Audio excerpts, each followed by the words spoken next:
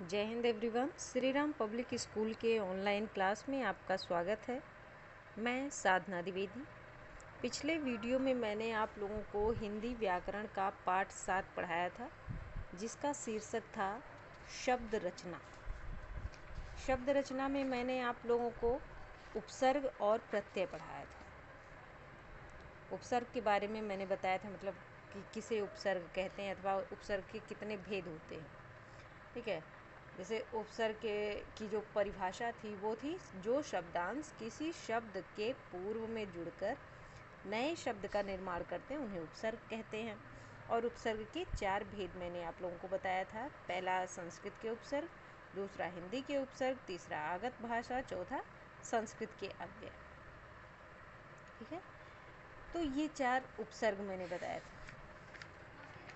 इसी तरीके से मैंने प्रत्यय भी बताया था आप लोगों को कि जो शब्दांश मूल शब्द के अंत में जुड़कर उसके अर्थ में परिवर्तन कर दें उन्हें प्रत्यय कहते हैं। प्रत्यय के 2 भेद होते हैं, कृत या कृदंत प्रत्यय अथवा तद्धित प्रत्यय। उसके बाद मैंने दोनों भेदों के उदाहरण और परिभाषा बताई थी। फिर मैंने आप लोगों को प्रश्नोत्तर और एक्सरसाइज बताया था। इसके बाद ये पाठ यहीं पर समाप्त हुआ। आज मैं आप लोगों को हिंदी व्याकरण का पाठ 8 पढ़ाऊंगी, जिसका शीर्षक है शब्दकोश। शब्दकोश यानी डिक्शनरी, जिसे आप इंग्लिश में डिक्शनरी कहते हो। तो ध्यानपूर्वक सुनिएगा और समझिएगा कि किस तरीके से शब्दकोश यानी हिंदी की डिक्शनरी देखी जाती है। कौन सा शब्द पहले आता है, कौन सा शब्द बाद में आता है। तो हम शुरू करते हैं शुरू करते हैं अपना 8वां पाठ, शब्दकोश। तो ये देखिए, ये आपका हिंदी व्याकरण का अध्याय 8 है, यानी 8। शीर्षक क्या है? शब्दकोश। शब्दकोश को इंग्लिश में कहते हैं डिक्शनरी। प्रत्येक भाषा में शब्दों की संख्या घटती बढ़ती रहती है। मतलब चाहे वो हिंदी भाषा हो, इंग्लिश भाषा हो, उर्दू हो, कोई भी भाषा हो, सब में शब्दों की संख्या जो होती है वो घटती बढ़ती रहती है। शब्दकोश की सहायता से इन सभी शब्दों को जाना जा सकता है। ठीक है, अगर हम शब्दकोश की सहायता लें तो हम जान सकते हैं कि कितने शब्दों की बढ़ोतरी हुई है अथवा कितने शब्द घटे हैं, अथवा पर्यायवाची तथा उनका शुद्ध उच्चारण करना भी जान सकते हैं। किसकी सहायता से? शब्दकोश की सहायता से। शब्दकोश में शब्दों के साथ साथ कुछ संकेत कोष्ठक में दिए जाते हैं। जब आप डिक्शनरी देखते हो, इंग्लिश डिक्शनरी में भी दिया होता है कि जैसे शब्द लिखा है तो सामने कोष्ठक में एडी लिखा होता है, एडीजे, या फिर एनओ लिखा होता है, या फिर वो क्या कहते हैं वी लिखा होता है। तो यानी जैसे वर्ब हो या एडजेक्टिव हो या क्या कहते हैं नाउन हो, तो इस तरीके से जो भी वो शब्द होता है उसके सामने उसका कोष्ठक में लिखा होता है। इसी तरीके से हिंदी में भी होता है कि अगर कोई शब्द दिया है तो उसका शॉर्ट फॉर्म में सामने कोष्ठक में लिखा होता है। तो यहाँ देखिए लिखा कैसे लिखा होता है ये बताया गया है। जैसे सा लिखा है, ऊपर बिंदी, फिर बगल में लाघव चिन्ह लगा है, यानी वो शॉर्ट में लिखा है, तो उसका अर्थ होता है संज्ञा। फिर सा लिखा है, मतलब सर्व लिखा है और उसके बाद लाघव चिन्ह, तो वो सर्वनाम हो गया। क्री है और वी है तो यानी ये क्रिया विशेषण हो गया। पु है तो पुल्लिंग हो गया, क्री है तो क्रिया हो गया, अ है तो अव्यय हो गया, स्त्री लिखा है तो स्त्रीलिंग हो गया, वी हो गया तो विशेषण हो गया, मुँह हो गया तो मुहावरा हो गया। तो इस तरीके से शब्दों के सामने कोष्ठक में ये संकेत लिखे होते हैं कि ये कौन से शब्द हैं। अब देखिए शब्दकोश देखने के नियम। शब्दकोश को किस तरीके से देखा जाता है, इसके कुछ नियम हैं। सबसे पहला नियम क्या है कि पहले शब्द का आरंभिक वर्ण देखिए।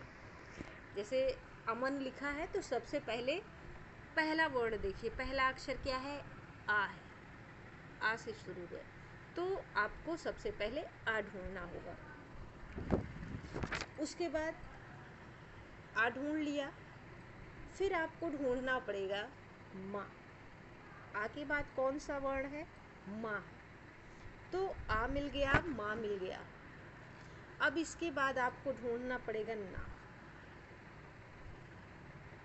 तो इस तरीके से आप वर्ण को ढूंढ सकते हैं। जब भी आप शब्द कोई ढूंढिए हिंदी डिक्शनरी में, तो सबसे पहले शब्द का पहला वर्ण ढूंढेंगे, उसके बाद दूसरा वर्ण, उसके बाद तीसरा वर्ण। इस तरीके से ढूंढ करके आप हिंदी शब्दकोश में शब्दों को ढूंढ पाएंगे और उसके अर्थ को जान पाएंगे।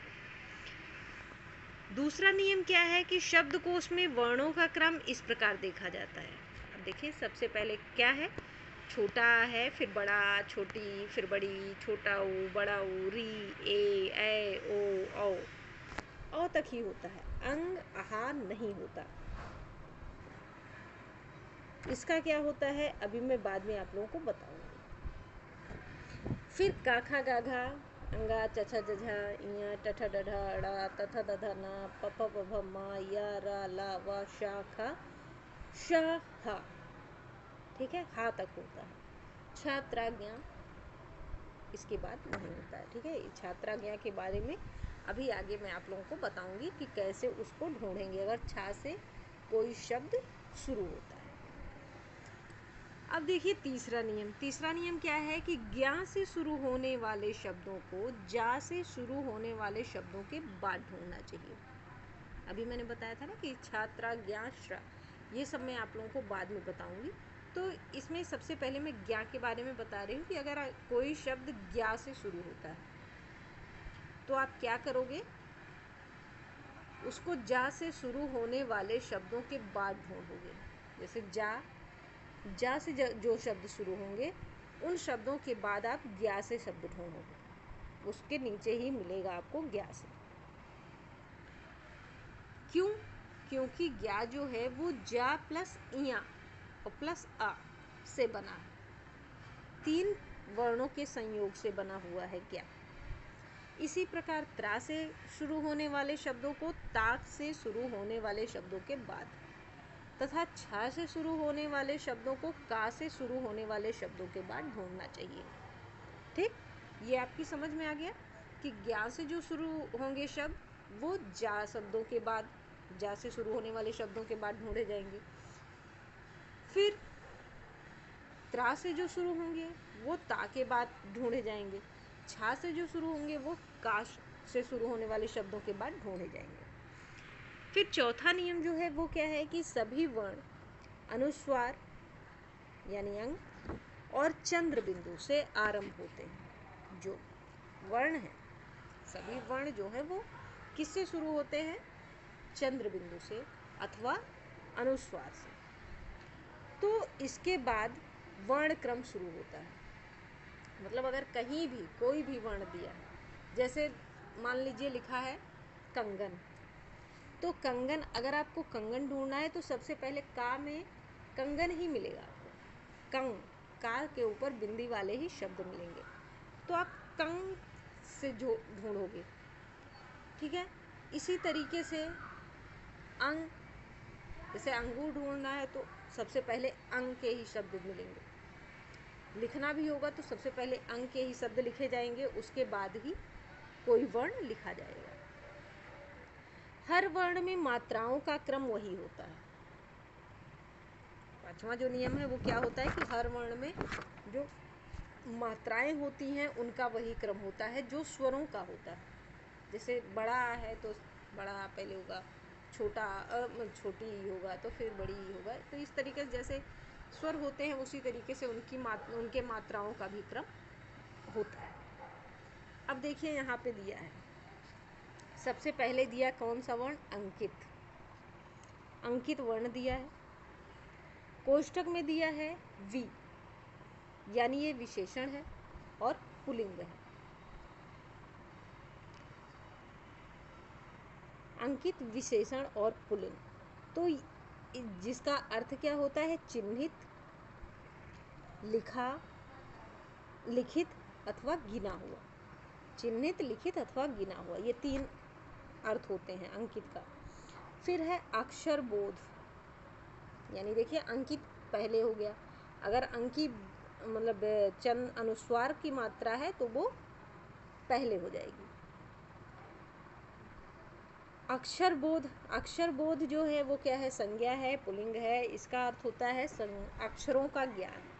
अनर्थ, अनर्थ जो है वो है विशेषण और इसका अर्थ है बुरा अथवा हानिकारक। अनुसंधानकर्ता, अनुसंधानकर्ता जो है वो क्या है? पुल्लिंग है, शोध करने वाला अथवा खोज करने वाला। आकांक्षा, आकांक्षा जो है वो क्या है? संज्ञा है अथवा स्त्रीलिंग है। इच्छा अथवा चाह। आजीविका, आजीविका भी क्या है? स्त्रीलिंग है, जिसका अर्थ होता है कमाई का साधन, रोजी रोटी का साधन। फिर है आत्मिक, आत्मिक यानी विशेषण है, ये विशेषण शब्द है जिसका अर्थ होता है आत्मा संबंधी। आपदा, आपदा जो है वो स्त्रीलिंग शब्द है और इसका अर्थ होता है विपत्ति। फिर है इंदु, देखिए यहाँ भी ई के ऊपर अंक की मात्रा है तो इसलिए सबसे पहले इंदु लिखा है। तो इंदु, इंदु जो है वो संज्ञा है और पुल्लिंग है, जिसका अर्थ होता है चंद्रमा। इष्ट, इष्ट का, इष्ट जो है वो विशेषण शब्द है जिसका अर्थ होता है चाहा हुआ, वांछित। इच्छा, इच्छा जो है वो स्त्रीलिंग शब्द है, चाह अथवा अभिलाषा। ईर्ष्या, ईर्ष्या जो है वो भी स्त्रीलिंग शब्द है, डाह अथवा जलन। ईश, ईश जो है वो संज्ञा है अथवा पुल्लिंग है, स्वामी अथवा मालिक। ईसर, ईसर भी संज्ञा पुल्लिंग, संज्ञा है और पुल्लिंग है। ऐश्वर्य अथवा महत्व। उचटना, उचटना जो है वो क्रिया है, मन का ना लगना, अलग होना। उथला, उथला यानी विशेषण, विशेषण शब्द है जिसका अर्थ है कम गहरा। उपकरण, उपकरण ये संज्ञा है और पुल्लिंग है, औजार अथवा यंत्र। ऊँघना, ऊँघना जो है वो क्या है? क्रिया है, झपकी लेना। ऊर्जा, ऊर्जा जो है वो संज्ञा है अथवा स्त्रीलिंग है जिसका अर्थ होता है बल अथवा उत्साह। एकत्र, एकत्र जो है वो है विशेषण, एक जगह अथवा इकट्ठा। एकमत, एकमत भी विशेषण शब्द है जिसका अर्थ होता है समान मत से। एहसास, एहसास जो है वो संज्ञा शब्द है अथवा पुल्लिंग शब्द है जिसका अर्थ होता है अनुभव, ख्याल अथवा ध्यान। ऐंठ, ऐंठ जो है वो स्त्रीलिंग शब्द है, अकड़ अथवा ठसक। ऐब, ऐब जो है वो संज्ञा शब्द है अथवा पुल्लिंग है जिसका अर्थ होता है बुराई अथवा दोष। ऐहिक, ऐहिक जो है वो विशेषण शब्द है जिसका अर्थ है सांसारिक। ओट, ओट जो है वो स्त्रीलिंग शब्द है जिसका अर्थ है अवरोध, अवरोध अथवा रोक। ओला, ओला जो है वो संज्ञा है अथवा पुल्लिंग शब्द है। ओला का अर्थ होता है वर्षा के साथ गिरा हुआ बर्फ का टुकड़ा। ओसार, ओसार जो है वो पुल्लिंग शब्द है, विस्तार अथवा फैलाव। औटा, औटा जो है वो विशेषण है, उबला हुआ। औरत, औरत संज्ञा शब्द है अथवा स्त्रीलिंग है जिसका अर्थ है महिला। कंगला, कंगला जो है वो विशेषण है, कंगाल अथवा निर्धन। कलरव, कलरव जो है वो संज्ञा शब्द है और पुल्लिंग है, पक्षियों की आवाज़। काक, काक जो है वो संज्ञा है और पुल्लिंग है जिसका अर्थ होता है कौवा अथवा काग। खंदक, अब देखिए यहाँ भी खा के ऊपर अंक की मात्रा है इसलिए सबसे पहले खा में खंदक ही आया, ठीक है। खंदक, खंदक में क्या होता है? खंदक कौन सा शब्द है? संज्ञा शब्द है अथवा स्त्रीलिंग है। तो खाई जिसका अर्थ होता है अथवा गहरा गड्ढा। खरा, खरा जो है वो विशेषण है, चोखा अथवा तीक्ष्ण। खोज, खोज जो है वो संज्ञा शब्द है, स्त्रीलिंग है, अनुसंधान, तलाश। गदगद, गदगद जो है वो क्या है? विशेषण है, पुलकित अथवा आनंदित। गिरा, गिरा जो है वो पुल्लिंग शब्द है, पर्वतवासी, वनवासी। गुप्तचर, गुप्तचर जो है वो भी पुल्लिंग शब्द है, जासूस। घट, घट वो भी पुल्लिंग शब्द है, घट मीन्स होता है घड़ा अथवा शरीर। घोर, घोर विशेषण शब्द है, घोर मीन्स होता है भयंकर अथवा डरावना। छग, छग जो है वो पुल्लिंग शब्द है जिसका अर्थ होता है बकरा। छत्र, छत्र जो है वो विशेषण है जिसका अर्थ होता है छाता अथवा छतरी। जन्मदात्री, जन्मदात्री जो है वो स्त्रीलिंग शब्द है जिसका अर्थ होता है जन्म देने वाली अथवा माँ अथवा माता। जिस्म, जिस्म जो है वो पुल्लिंग शब्द है जिसका अर्थ होता है शरीर अथवा बदन। झकोरा, झकोरा जो है वो क्रिया है जिसका अर्थ होता है जोर से हिलाया। झोंट, झोंट यानी पुल्लिंग शब्द है जो जिसका अर्थ होता है झाड़ी अथवा आड़। टालना, टालना जो है वो क्रिया है, हटाना अथवा दूर करना इसका अर्थ है। टोटा, टोटा क्या है? ये पुल्लिंग शब्द है जिसका अर्थ होता है कमी अथवा अभाव। ठंडा विशेषण है जिसका अर्थ है शीतल अथवा सर्द। ठेठ, ठेठ जो है वो विशेषण शब्द है, इसका अर्थ होता है निपट अथवा निरा। ठौर, ठौर जो है वो संज्ञा शब्द है और पुल्लिंग है जिसका अर्थ है स्थान अथवा जगह। ढंग, ढंग यानी कौन सा शब्द है? ढंग पुल्लिंग है, इसका जो अर्थ है वो है रीति अथवा पद्धति। ढाबा, ढाबा संज्ञा शब्द है और पुल्लिंग शब्द है जिसका अर्थ है जाल, रोटी की दुकान। तकनीक, तकनीक जो है वो संज्ञा शब्द है और स्त्रीलिंग है, इसका अर्थ होता है विधि अथवा तरीका। तृण, तृण जो है वो संज्ञा शब्द है, पुल्लिंग है, इसका अर्थ है तिनका। थकान, थकान जो है वो स्त्रीलिंग शब्द है, इसका अर्थ होता है थकावट। थर, थर भी स्त्रीलिंग शब्द है, इसका अर्थ है परत अथवा तह। दंपति, दंपति संज्ञा शब्द है, पुल्लिंग है, पति पत्नी का जोड़ा। दम, दम पुल्लिंग शब्द है। सांस, धर्मनिष्ठ, धर्मनिष्ठ विशेषण शब्द है और इसका अर्थ है जो धर्म में आस्था रखता हो। धावा, धावा संज्ञा शब्द है, पुल्लिंग है, इसका अर्थ होता है हमला अथवा आक्रमण। नत, नत जो है वो विशेषण है जिसका अर्थ है झुका हुआ। नियमित, नियमित संज्ञा शब्द है, विशेषण भी है, नियमबद्ध अथवा पूरी तरह। पंथ, पंथ जो है वो संज्ञा है और पुल्लिंग भी है तो इसका अर्थ है रास्ता। पग, पग जो है वो संज्ञा है और पुल्लिंग है, इसका अर्थ है पैर। फकीर, फकीर जो है वो संज्ञा है और पुल्लिंग है, इसका अर्थ है भिखारी अथवा भिक्षुक। फरेब, ये भी संज्ञा अथवा पुल्लिंग है, इसका अर्थ है छल अथवा कपट। बाग, बाग जो है वो संज्ञा है और स्त्रीलिंग है जिसका अर्थ है लगाम अथवा रास। बोध, बोध जो है वो संज्ञा है और पुल्लिंग है, इसका अर्थ है ज्ञान अथवा जानकारी। भगल, भगल जो है वो संज्ञा शब्द है, स्त्रीलिंग है, छल कपट और जादू इसका अर्थ होता है। भग्न, भग्न ये जो है ये विशेषण है जिसका अर्थ है टूटी हुई।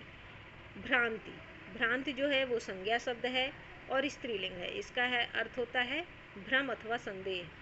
मंगलमयी, मंगलमयी जो है वो विशेषण है, इसका अर्थ है कल्याण, कल्याण करने वाली।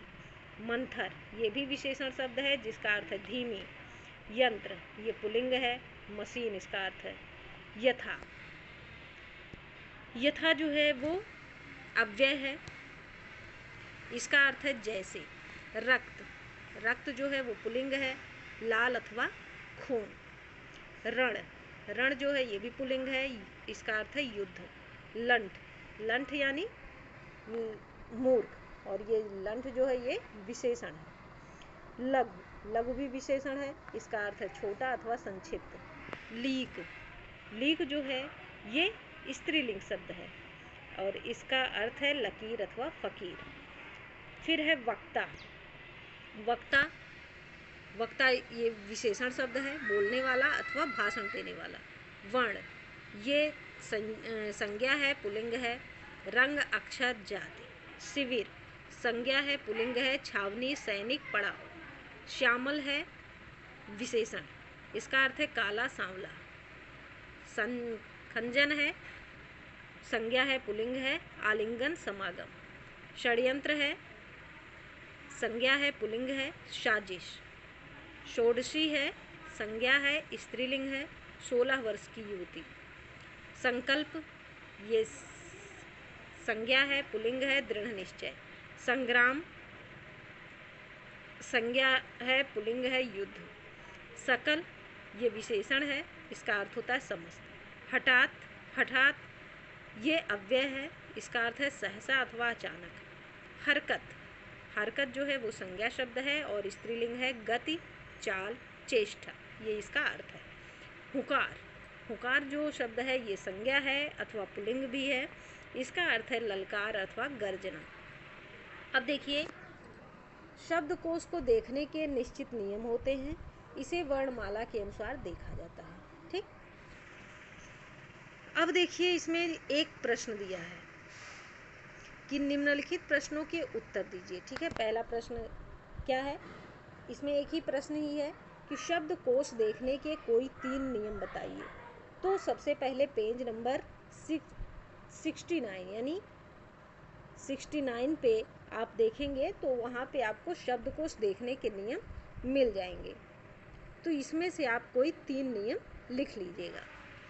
अब देखिए यहाँ दिया है निम्नलिखित शब्दों को शब्दकोश क्रम में लिखिए। तो शब्दकोश क्रम में लिखना है तो सबसे पहले कौन सा वर्ण आता है, आ आता है। इतने सारे वर्ण दिए हैं, इसको शब्दकोश के क्रम में लिखना है। तो सबसे पहले आ आता है, और अगर आ के ऊपर बिंदी है तो वो सबसे पहला वर्ण होगा। सबसे पहले क्या लिखा जाएगा, अंगराग लिखा जाएगा। अंगराग के बाद अक्रोध लिखा जाएगा। अक्रोध के बाद अटल लिखा जाएगा। फिर अतिथि लिखा जाएगा, फिर अदेह लिखा जाएगा, और फिर अपरिचित लिखा जाएगा। आ के बाद फिर आएगा बा, तो बाग हो जाएगा। बाग के बाद फिर आएगा विश्राम हो जाएगा। विश्राम के बाद शंख होगा। ठीक है, सबसे पहले शंख लिखा जाएगा, फिर शांति लिखा जाएगा, फिर उसके बाद शंख, शांति, फिर शिख लिखा जाएगा, फिर श्लेष लिखा जाएगा, फिर श्री वृक्ष लिखा जाएगा, श्री वृक्ष। इसके बाद सोडसी, उसके बाद सजीव। ठीक, तो इस तरीके से आप लोग अपना लिख लीजिएगा।